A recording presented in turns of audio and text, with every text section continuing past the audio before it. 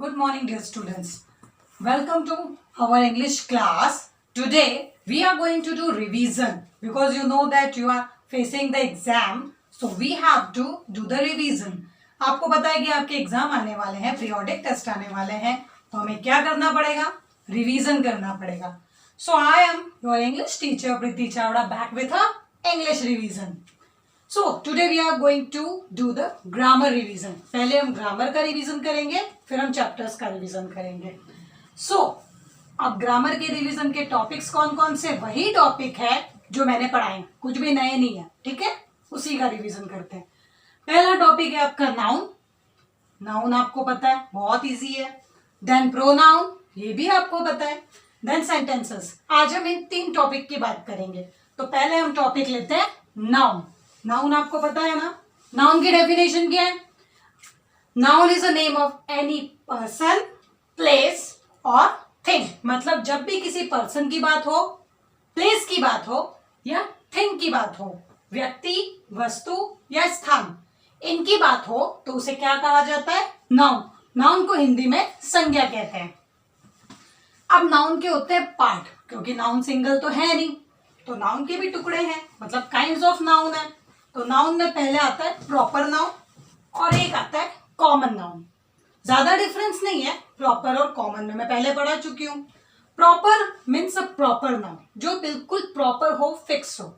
और common noun जो सबके लिए कॉमन हो. एक कॉमन नाम लेते हैं, तो कॉमन नाम क्या हो गया? कोई भी एक कॉमन नाउन हो गया तो वो सबके लिए हो गया, उसे कॉमन कहते हैं. कहते हैं ना ये चीज तो कॉमन है, तो वो कॉमन नाउन में आती. और एक होता है प्रॉपर, मतलब फिक्स.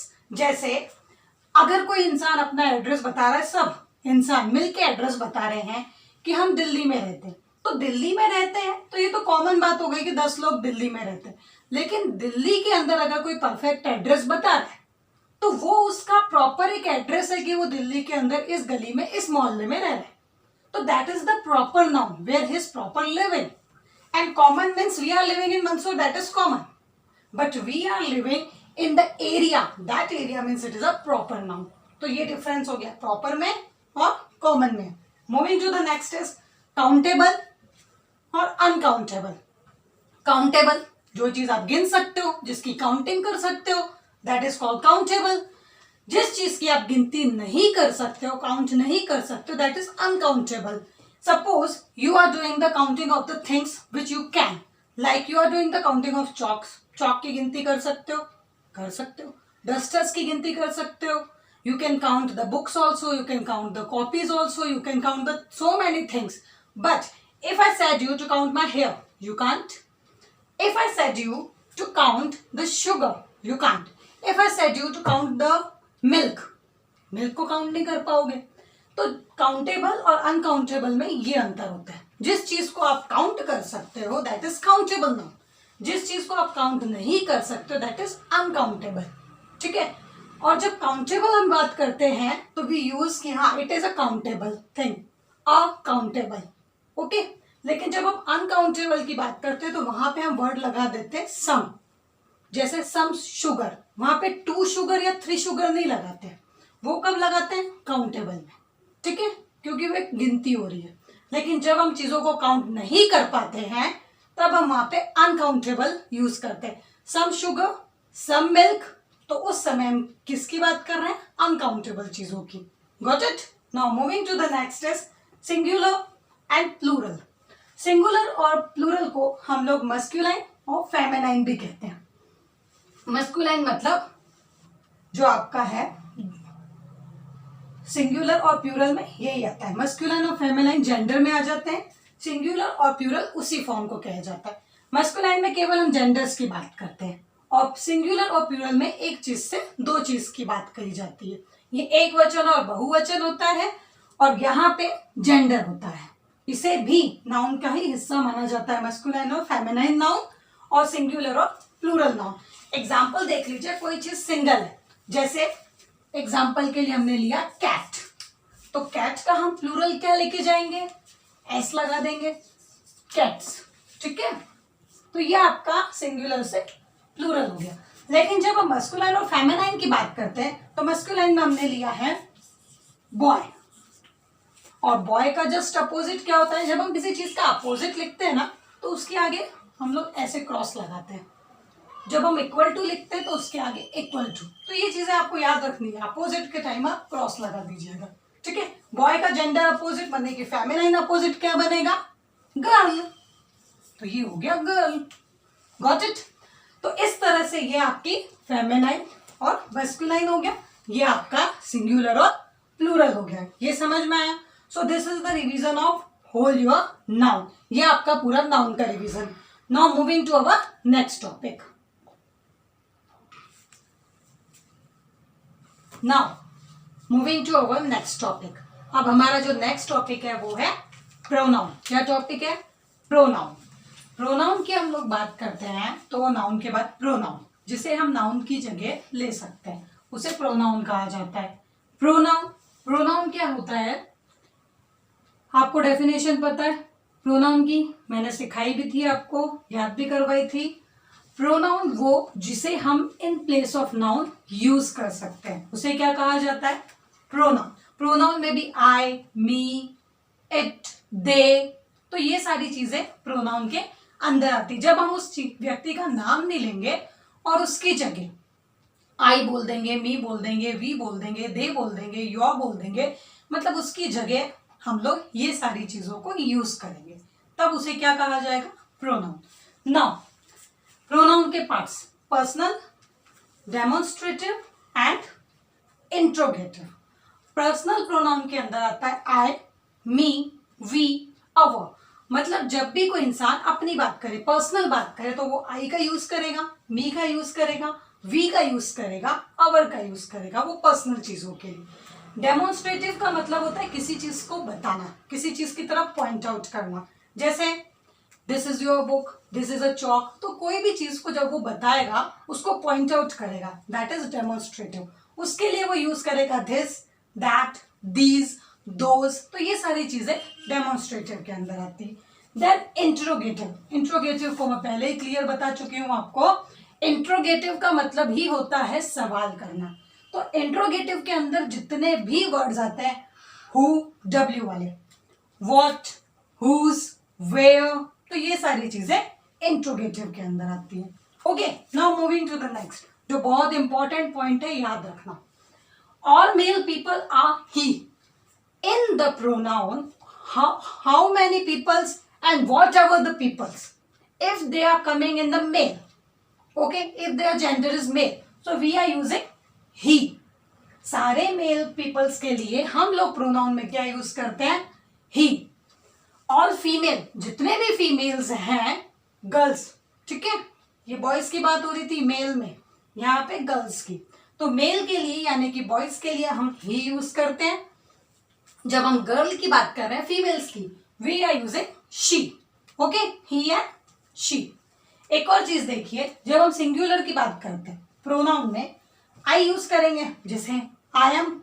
लेकिन वहीं पे जब हम ग्रुप में बात करते हैं, प्लूरल में जाते हैं बहुत सारे, तो आई का क्या बन जाता है, वी। जैसे आप बोलोगे I am student of class 3rd, जब आप पूरी क्लास एक साथ बोलेगी तो क्या बोलेगी, we are student of class 3rd।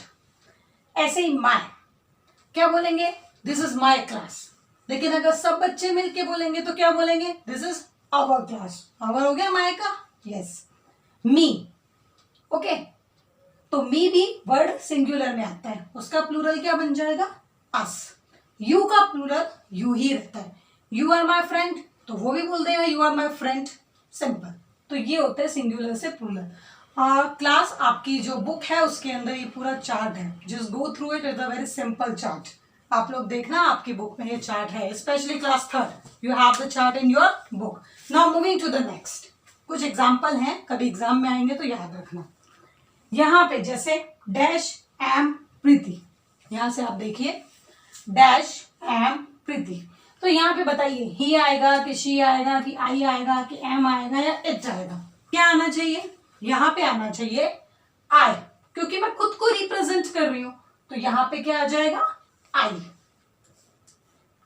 Next, dash is a boy, मैंने पहले ही कहा था बॉय के लिए हम क्या यूज करते हैं, क्या यूज करते हैं बॉय के लिए, ही यूज करते हैं। तो यहाँ पे भी लिखा है डैश इज अ बॉय, तो सारे मेल यानी कि बॉय के लिए हम क्या यूज करेंगे, ही, तो आ गया ही। अब आया है गर्ल, तो सारी गर्ल के लिए क्या यूज करेंगे, शी, तो ये आ गया शी। तो इस तरह से आपका ये प्रोनाउन है, समझ में आया? It's a very simple thing. और एक चीज और, जब हम चीजों की बात करते हैं, चीजों की या एनिमल्स की या किसी की भी, तो उस वक्त हम यूज करते हैं इट। क्या यूज करते हैं, इट, ये भी याद रखिए। So this is your pronoun and it is over. Now moving to our next. Now our third topic, and the third topic is sentences. अब हमारा तीसरा टॉपिक क्या है, sentences. How to create sentence, ये मैंने बता दिया था। ओके, सेंटेंस कैसे बनता है, वर्ब चाहिए, ऑब्जेक्ट चाहिए, सब्जेक्ट चाहिए, तो आपका सेंटेंस फॉर्म हो जाता है। Now the type of sentences, affirmative बोलिए या असर्टिव बोलिए, दोनों एक ही होते हैं, ठीक है, अफर्मेटिव या assertive sentences. These are the simple and the positive sentences, तो इन्हें असर्टिव और अफर्मेटिव सेंटेंसेस कहा जाता है। नाउ द इम्पेरेटिव सेंटेंसेस, ये भी सिंपल से रिक्वेस्टिंग सेंटेंस होते हैं, किसी से रिक्वेस्ट करना, किसी को सजेशन देना, ये सारी चीजें इम्पेरेटिव में आती। एडवाइस, सजेशन, रिक्वेस्ट, ये किसके पार्ट है, इम्पेरेटिव के। अफर्मेटिव और असर्टिव के क्या है, द सेंटेंस, द कहते हैं ना घोषणा करना, यह चीज बिल्कुल बोल दे रहे, स्टेटमेंट कहा जाता है जिसे, वो किसके अंदर आती है, असर्टिव के अंदर। रिक्वेस्ट किसके अंदर आती है, इम्पेरेटिव के अंदर। एडवाइस किसके अंदर आती है, इम्पेरेटिव के अंदर। सजेशन किसके अंदर, इम्पेरेटिव के अंदर।